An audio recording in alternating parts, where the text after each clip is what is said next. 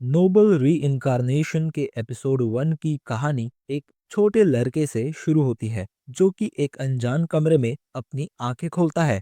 धीरे धीरे जब उसे होश आता है तो वो देखता है कि एक लेडी उसे ही देखे जा रही थी।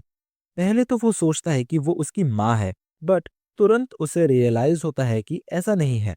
कंफ्यूजन में वो अपने हाथों की तरफ देखता है और पूरी तरह से शॉक हो जाता है, क्योंकि अब वो एक बच्चा बन चुका होता है। एंड तभी उसके सामने एक स्टेटस स्क्रीन खुल जाता है। तभी उसके सामने एक लंबी दाढ़ी मूंछों वाला आदमी आता है। वो लेडी उसे काफी रिस्पेक्ट से किंग कह के बुलाती है। वो आदमी बच्चे के पास आके उसे ध्यान से देखने लगता है। उसे देख के बच्चा सोचता है कि क्या ये आदमी इस दुनिया का एक एम्परर है। थोड़ी ही देर में उसे एक प्रीस्ट के सामने ले जाया जाता है नेमिंग सेरेमनी के लिए। उस सेरेमनी में उसका नाम नोआ रखा जाता है एंड उसे 13th इंपेरियल प्रिंस अनाउंस किया जाता है।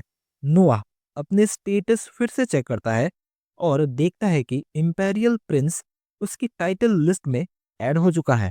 इससे ये कंफर्म हो जाता है कि नोआ इस किंगडम के एम्परर का बेटा है। नेमिंग सेरेमनी खत्म होते ही एम्परर प्रीस्ट से पूछता है कि नोआ की एबिलिटी क्या है, जिस पे प्रीस्ट जवाब देता है कि नोआ की एबिलिटी वाटर है एंड उसे एल्मीरिया नेशन देना सही रहेगा, जहां वाटर क्लैन के बहुत सारे लोग रहते हैं। ये सुन के एम्परर को काफी ज्यादा अच्छा लगता है। इसके बाद एम्परर प्रीस्ट को नोआ के सारे स्टैट्स रिवील करने को कहता है।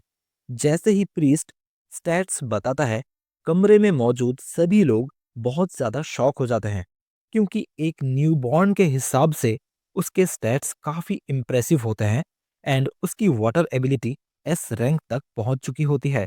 एंड इस दुनिया में ऐसा पहली बार हो रहा था कि किसी न्यूबॉर्न का कोई स्टैट एस रैंक पर हो। एंड सभी लोग समझ जाते हैं कि नोआ आगे जाके बहुत ही ज्यादा स्ट्रांग बनेगा। अब तक नोआ को रियलाइज हो चुका होता है कि वो किसी दूसरी दुनिया के एक नोबल फैमिली में री इनकारनेट हो चुका है एंड वो जिस एम्पायर में रहता है उसे मीरस एम्पायर कहा जाता है, जो कि वॉरियर्स की एक बहुत ही पावरफुल नेशन है। फिर सीन शिफ्ट होता है एंड हम देखते हैं कि नोआ अब 6 साल का हो चुका है एंड अब तक उसे एक बात समझ में आ चुकी है कि उसके जो हाई स्टैट्स हैं वो उसके सबॉर्डिनेट्स की वजह से हैं एंड अल्मीरिया नेशन की वजह से ही नोआ का water ability stat S rank तक पहुंच चुका है। तो इससे नोआ ये समझ जाता है कि जितने ज्यादा अच्छे सबॉर्डिनेट्स उसके पास होंगे उतनी ही ज्यादा उसके स्टैट्स होंगे। फिर हम देखते हैं कि जब मेड्स नोआ को रेडी कर देती हैं एंड नोआ वहां से चला जाता है, तब वो लोग बोलती हैं कि नोआ बाकी बच्चों से काफी ज्यादा अलग है और मैच्योर भी एंड उसका बिहेवियर भी काफी ज्यादा काम एंड कंपोज्ड है। फिर सीन शिफ्ट होता है एंड एक मेड आके नोआ को बोलती है कि crown Prince and fourth Prince नोआ से मिलने आए हैं एंड उन्होंने कहा है कि नोआ आराम से अपना खाना खत्म करके फिर आ सकता है। बट नोआ जानता है कि क्राउन प्रिंस कौन होता है एंड वो उसे वेट नहीं करा सकता एंड इसीलिए वो तुरंत उन दोनों के पास आ जाता है एंड अपने बड़े भाई एल्बर्ट एंड हेनरी को ग्रीट करता है। इनमें से एल्बर्ट क्राउन प्रिंस है एंड ग्रीटिंग्स के बाद एल्बर्ट नोआ से कहता है कि वो उसके लिए एक गिफ्ट लाया है एंड तभी एक डरा हुआ सर्वेंट एक बॉक्स को अपने साथ लेकर अंदर आता है। उस बॉक्स से काफी ज्यादा डार्क एनर्जी बाहर निकल रही थी, जिससे पूरा कमरा हैवी एंड टेंस हो जाता है। एल्बर्ट सर्वेंट को उस बॉक्स को खोलने के लिए कहता है एंड जैसे ही वो बॉक्स खुलता है, नोआ भी काफी ज्यादा शॉक हो जाता है, क्योंकि उस बॉक्स में एक स्वॉर्ड थी जिसमें से काफी सारे लोगों की चीखने एंड चिल्लाने की आवाजें आ रही थी। नोआ समझ जाता है कि ये एक कर्स्ड स्वॉर्ड है, बट तभी एल्बर्ट नोआ से वो स्वॉर्ड उठाने को कहता है। इवन दो नोआ उस स्वॉर्ड को उठाना नहीं चाहता था, पर वो क्राउन प्रिंस की तरफ से एक डायरेक्ट गिफ्ट को मना भी नहीं कर सकता था एंड यही सोच के वो ये स्वॉर्ड उठा लेता है। शुरू शुरू में उसे ये स्वॉर्ड थोड़ा हैवी लगता है, बट वो उसे कंट्रोल कर लेता है। इसके बाद एल्बर्ट बताता है कि इस स्वॉर्ड का नाम लिवायथन है एंड इसे एम्पायर का सबसे स्ट्रॉन्ग स्वॉर्ड माना जाता है एंड इसी के साथ ये एक नेशनल ट्रेजर भी है। अब तक लगभग 120 लोग इसे मास्टर करने के चक्कर में मारे जा चुके हैं। ये सुनने के बाद नोआ का फेस नर्वस हो जाता है। हेनरी ये नोटिस कर लेता है एंड वो उसे समझाता है कि उसे चिंता करने की कोई जरूरत नहीं है। हेनरी नोआ को समझाता है कि जो भी इंसान इस स्वॉर्ड के लायक नहीं होता और इस स्वॉर्ड को उठाने की कोशिश करता है, तो स्वॉर्ड का कर्स उसे उसी मोमेंट मार देता है। इस हिसाब से नोआ का बिना किसी प्रॉब्लम के स्वॉर्ड को उठा पाना ये प्रूव करता है कि वो इस स्वॉर्ड के कुछ हद तक वर्दी है। इसके बाद एल्बर्ट नोआ को इस स्वॉर्ड को उठा पाने के लिए शाबाशी देता है एंड वहां से चला जाता है। एल्बर्ट के जाते ही नोआ के दिमाग में गुस्सा भर जाता है। वो सोचता है कि एल्बर्ट पूरे टाइम उसे टेस्ट कर रहा था और वो भी ऐसी चीज से जो कि उसे काफी आसानी से मार सकती थी। नोआ एल्बर्ट को काफी कुछ भला बुरा कहना चाहता था, पर वो अपने थॉट्स को कंट्रोल में रखता है क्योंकि उसे पता है कि अगर उसने क्राउन प्रिंस के अगेंस्ट कुछ भी उल्टा सीधा बोला तो शायद उसे वहीं पर मार दिया जाएगा। जैसे ही ये दोनों बाहर आते हैं, हेनरी एल्बर्ट से पूछता है कि क्या लिवायथन स्वॉर्ड को नोआ के पास छोड़ना एक सच में अच्छा आइडिया था, जिस पे एल्बर्ट बोलता है कि लिवायथन जैसा ब्रिलियंट स्वॉर्ड नोआ जैसे एक एक्स्ट्रा ऑर्डिनरी इंसान के पास होना ही सही है। फिर सीन शिफ्ट होता है एंड हमें रात का सीन दिखाया जाता है जहां नोआ की एक मेड जोई काफी ज्यादा परेशान लग रही थी, जिस पे नोआ उससे पूछता है कि उसे क्या परेशानी है, बट जोई नोआ को अपनी पर्सनल परेशानी बता के उसे भी परेशान नहीं करना चाहती थी एंड बोलती है कि सब कुछ ठीक है। बट नोआ के इंसिस्ट करने पे जोई बताती है कि कुछ टाइम पहले उनके होम टाउन में एक भयानक फ्लड आया था, जिसकी वजह से उसका पूरा विलेज डिस्ट्रॉय हो गया एंड साथ ही में उनका फार्म भी डिस्ट्रॉय हो गया, जो कि उसकी माँ का एक लौता इनकम सोर्स था एंड इसीलिए वो थोड़ी परेशान थी। जो सुनने के बाद नोआ कहता है कि वो उसकी माँ को यहाँ मेंशन में जॉब देगा एंड वो यहाँ जोई के साथ ही रह भी सकती है। जो सुनने के बाद जोई खुद को रोक नहीं पाती और रोने लगती है और बार बार नोआ को थैंक्स भी बोलती है।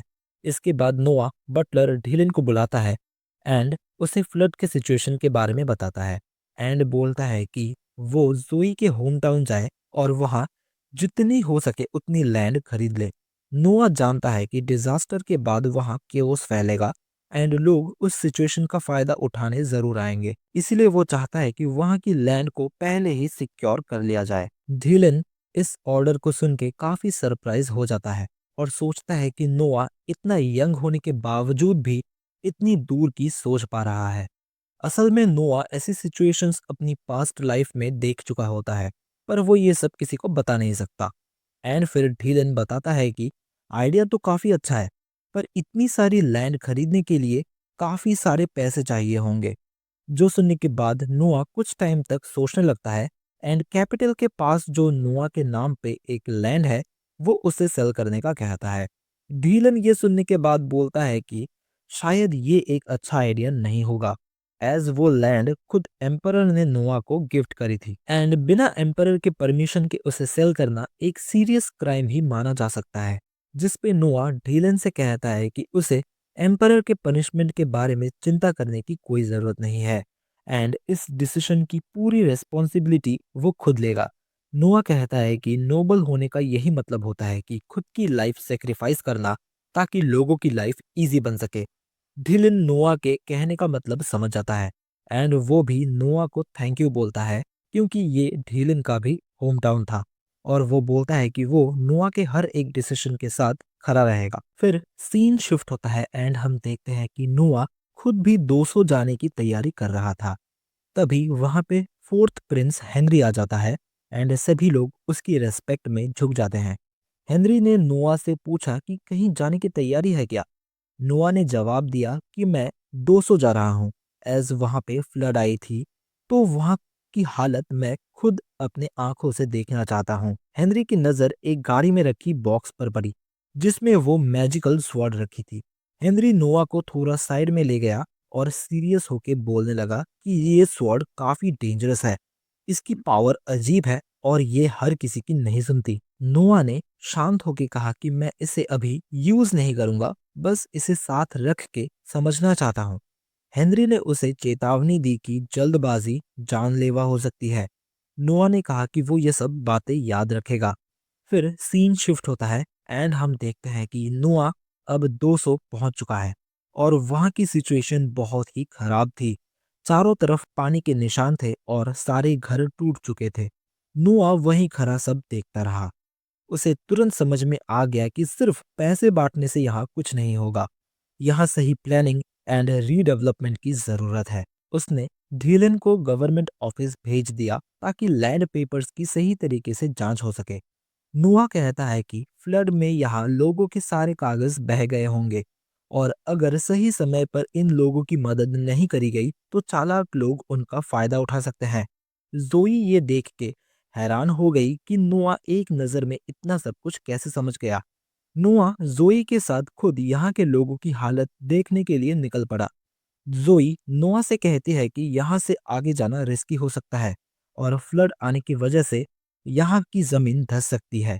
नोआ हल्के से मुस्कुरा के बोला, अगर मैं खुद नहीं देखूंगा तो सही डिसीजन कैसे लूंगा, और अगर तुमने मुझे रोकने की कोशिश करी तो मैं अकेले ही चला जाऊंगा। जोई भी चुप हो गई क्योंकि उसे पता है कि नोआ मजाक नहीं कर रहा।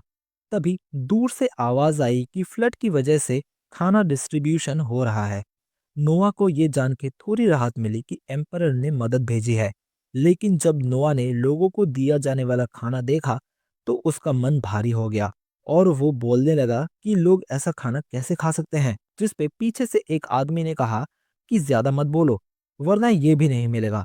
नोआ सोचने लगा कि ये सूप तो पानी की तरह पतला है, लोग इससे मरेंगे तो नहीं, पर उनमें काम करने की ताकत भी नहीं आएगी इसे खा के। और इस जगह को दोबारा से रहने लायक बनाने के लिए लोगों को अभी ताकत की जरूरत पड़ेगी। नुआ ने देखा कि लोग मजबूरी में यही खाना खा रहे थे और ये देख के उसे काफी ज्यादा बुरा लगा। उसे लगा कि एम्परर का हेल्प ऐसा नहीं होना चाहिए। तभी यहाँ पे एक ऑफिशियल इंस्पेक्शन के लिए आया। नोआ चुपचाप सब कुछ देखता रहा। तभी गैरल ने बर्तन में देखा और खाना सूंघा। साफ था कि खाना खाने लायक बिल्कुल भी नहीं है। फिर भी उसने कहा कि सब ठीक है और वो हंसने लगा क्योंकि उसके लिए अच्छा खाना पहले ही साइड करके रखा हुआ था। ये देख के नोआ समझ गया कि यहाँ पे कुछ गलत चल रहा है। तभी नोआ सामने आया और गैरल को उसके काम के लिए कॉल आउट करने लगा। बट गैरल को अपने किए पे कोई शर्म नहीं थी।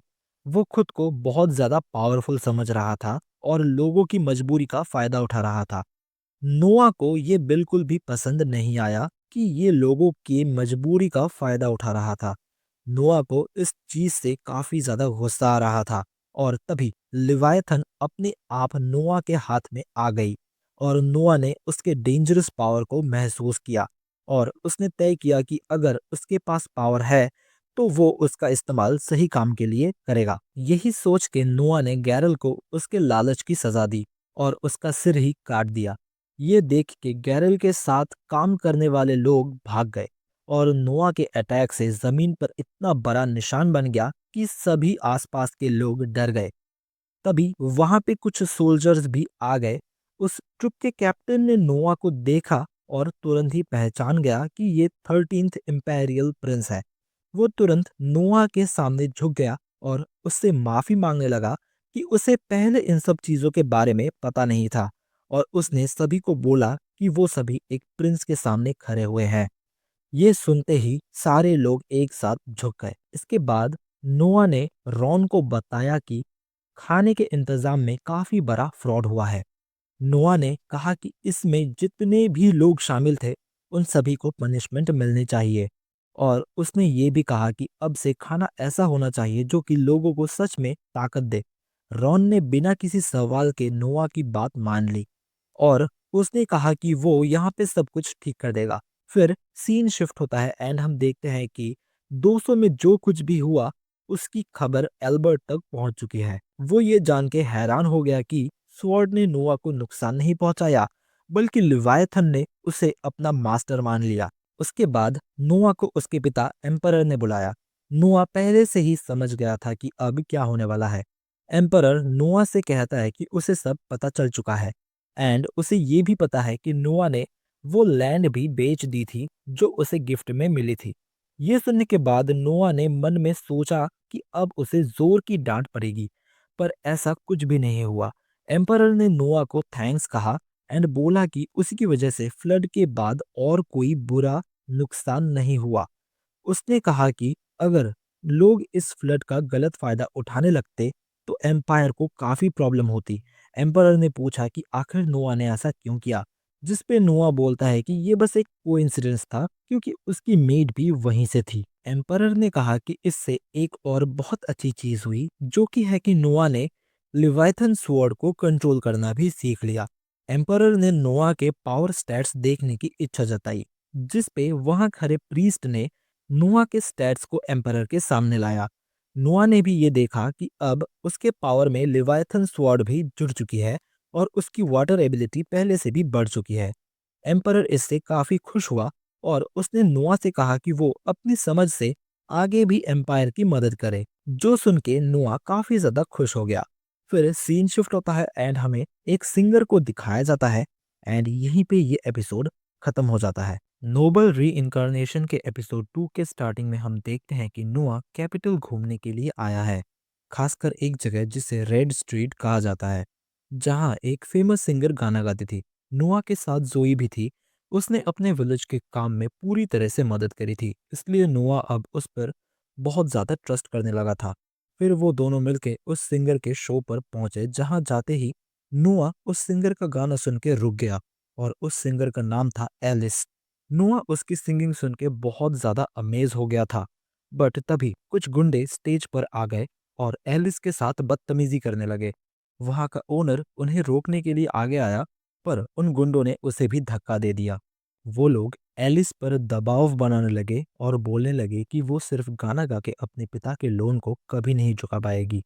उनकी बातें सुन के एलिस काफी ज्यादा डर गई और वो काफी ज्यादा हेल्पलेस लगने लगी। नोआ ये सब चुपचाप नहीं देख सकता था, इसलिए वो आगे आया और उन्हें रुकने के लिए कहा, पर उनमें से एक आदमी को गुस्सा आ गया और उसने नोआ को पकड़ लिया। उसी टाइम पे लेवाइथन ने अपना असर दिखाया और स्वॉर्ड में से एक अजीब सी एनर्जी निकली और वो सभी गुंडे वहीं पर ढेर हो गए। फिर वो लोग नोआ को धमकी देते हुए वहां से भाग गए। नोआ ने ओनर को समझा दिया कि अगर वो लोग दोबारा आए तो उन्हें सीधा उसके पास भेज दिया जाए। जोई ने ओनर को एक कार्ड दिया, जिसे देख के ओनर को समझ में आ गया कि वो कोई मामूली बच्चा नहीं बल्कि 13th इंपेरियल प्रिंस है। ये जान के वहां मौजूद सभी लोग हैरान हो गए। नोआ ने किसी की रिएक्शन पर ध्यान नहीं दिया और उसने एलिस से कहा कि उसका गाना सच में बहुत ही ज्यादा अच्छा था। नोआ ने एलिस से उसके हर महीने के जरूरत के बारे में पूछा, जिस पे एलिस ने जवाब दिया कि उसे घर के खर्चे के साथ साथ अपनी माँ का ट्रीटमेंट भी करवाना पड़ता है। जो सुन के नोआ ने फैसला किया कि वो एलिस को हर महीने 25 रन देगा, ताकि वो बिना किसी टेंशन के सिर्फ अपनी सिंगिंग पे ध्यान दे सके। और उसने ये भी कहा कि अगर वो और भी ज्यादा अच्छा गाने लगे तो ये अमाउंट फ्यूचर में बढ़ भी जाएगी। ये सुन के एलिस काफी ज्यादा खुश हो गई और उसने नोआ को थैंक यू बोला। फिर नोआ ने एलिस को उसकी टोपी लौटा दी एंड उसे उसका गाना कंप्लीट करने के लिए कहा। फिर अगले सीन में जब नोआ अपने पैलेस पहुंचा तो उसने गेट के बाहर कुछ लोगों को सिर झुकाए वहां बैठे हुए देखा। फिर हमें पता चलता है कि ये वही लोग हैं जो कि एलिस को परेशान कर रहे थे और अब वो नोआ से मिलके उससे माफी मांगना चाहते हैं। नोआ ने कहा कि उन्हें वापस भेज दिया जाए और उन्हें बता दिया जाए कि एक प्रिंस से जब चाहे तब नहीं मिला जा सकता। हेनरी ने नोआ के इस समझदारी की तारीफ की। उसने कहा कि बिना सोचे समझे ऐसे लोगों को मिलने देना रॉयल फैमिली की वैल्यू कम कर देता है। नोआ ने कहा कि ये बात तो सही है, पर उसके माइंड में एक और रीजन भी था। अंदर जाके नोआ ने हेनरी से कहा कि वो उस सिंगर की मदद करना चाहता है। उसने कहा कि जब उन लोगों को पता चलेगा कि प्रिंस अभी भी नाराज है तो वो लोग उस लड़की को दोबारा परेशान नहीं करेंगे। हेनरी नोआ की तारीफ करते हुए बोलता है कि वो इतनी कम उम्र में भी इतनी आगे की सोच सकता है, जहां उसी की उम्र के दूसरे बच्चे इतने समझदार नहीं होते। फिर बात मैजिक स्वॉर्ड पे आ गई और हेनरी नोआ से पूछता है कि क्या उसने सच में उस स्वॉर्ड को मास्टर कर लिया है। एंड नोआ इस बात को एक्सेप्ट करता है एंड बोलता है कि ये सब हेनरी की ही एडवाइस की वजह से हुआ है, क्योंकि उसी ने कहा था कि इस स्वॉर्ड की एक अपनी विल है। फिर हेनरी ने नोआ से पूछा कि वो इतनी बड़ी स्वॉर्ड को अपने साथ कैरी कैसे करता है, जिस पे नोआ बताता है कि स्वॉर्ड हर टाइम इतनी बड़ी नहीं रहती। एंड नोआ अपने मन मुताबिक इस स्वॉर्ड को छोटा या बड़ा कर सकता है। हेनरी ये देख के शॉक हो गया और नोआ ने उसे समझाया कि वो स्वॉर्ड को ऐसे ही छोटा बनाकर अपनी स्लीव्स में छुपा के रखता है। नोआ ने बताया कि ये तरीका स्वॉर्ड ने ही उसे सिखाया था।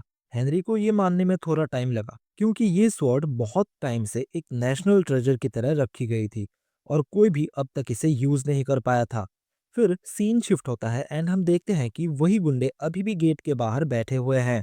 पूरा दिन बीत जाने के बाद भी जब नोआ उनसे नहीं मिला, तब उनका पेशेंस अब पूरी तरह से खत्म हो गया था। जैसे ही नोआ बाहर आया, उनमें से एक आदमी बिल्कुल कंट्रोल खो बैठा और बाकी लोग उसे रोकने की कोशिश कर रहे थे, लेकिन वो किसी की सुनने को तैयार ही नहीं था। नोआ ने कुछ नहीं कहा, उसने बस एक नजर उनकी तरफ देखी और लिवाइथन की पावर की वजह से वो लोग वहीं पर फ्रीज हो गए एंड माहौल फिर से शांत हो गया। हेनरी ये देख के समझ गया कि नोआ ने फिर से स्वॉर्ड का पावर यूज किया है। फिर सीन शिफ्ट होता है एंड हम देखते हैं कि नोआ एक पार्टी में पहुंचता है। जैसे ही नोआ अंदर आया, पूरा हॉल तालियों से गूंज उठा। ये साफ दिख रहा था कि अब लोग उसे बस एक प्रिंस नहीं बट एक ऐसे इंसान के रूप में देखने लगे थे जो कि सच में लोगों की मदद करता है। रेडॉक ने मुस्कुराते हुए नोआ से पूछा कि प्रिंस, आपके कमर में ये क्या है? नोआ ने जवाब दिया कि ये क्राउन प्रिंस की तरफ से मिला एक गिफ्ट है।